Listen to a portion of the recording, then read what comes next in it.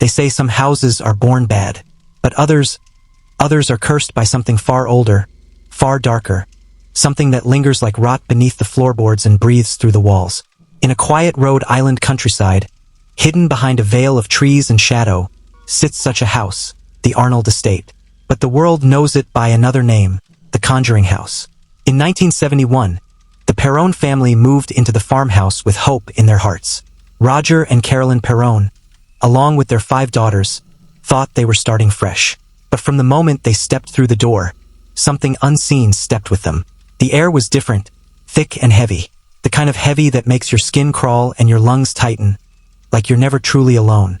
Started small, brooms vanished, doors creaked open by themselves, and objects shifted when no one was looking. But then the nights grew colder. Whispers echoed through the halls, voices too faint to understand, but sharp enough to wake the girls from their sleep.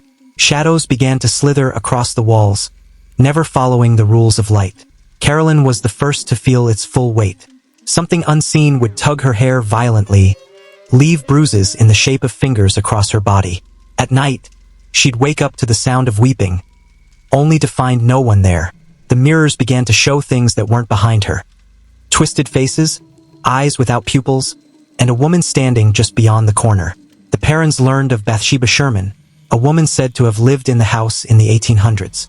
Local legends claimed she was a witch, a worshipper of Satan, who had sacrificed her own baby in a ritual to curse the land forever. She was said to have cursed anyone who dared to take her home. Bathsheba hung herself from the tree in the backyard, and from that moment on, the house became hers. Then came the nights of possession. Carolyn's eyes would turn glassy, and her voice would change. Low, guttural, something not human. She would disappear for hours and reappear with mud on her feet, as if she had been walking through the woods barefoot. She stopped eating, stopped sleeping. The daughters would scream at night, crying that mommy wasn't mommy anymore. The Perrons, desperate, reached out to Ed and Lorraine Warren, famed paranormal investigators. Lorraine, a clairvoyant, immediately sensed a dark presence. She said the house was infected. An ancient evil had taken root and was feeding off the family's fear. They conducted a séance in the basement. That night, everything changed. During the séance, Carolyn's body convulsed violently, and a force lifted her chair into the air and threw her across the room. Screaming, crying, growling filled the space, not all of it coming from her. The house shook, lights exploded, and then, silence. Carolyn lay still, eyes wide open, lips moving, but no sound coming out. The Warrens urged the Perrons to leave, but they had no money and nowhere to go. So they stayed. For 10 years. Every night brought new terror. Faces in the mirror, chairs rocking by themselves, the sound of rope tightening in the attic, and always Bathsheba watching, smiling, waiting. Even after the Perrons left, others who visited the house claimed to hear voices, see apparitions, feel cold hands brushing against their skin. Dogs refused to enter. Children would scream at the windows.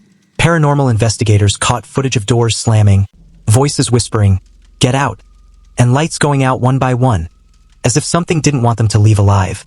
Today, the Conjuring House still stands.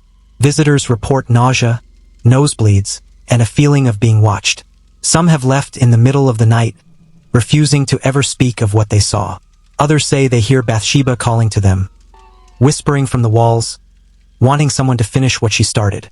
Because once you enter the Conjuring House, you're never truly alone again. Would you dare to walk through that door?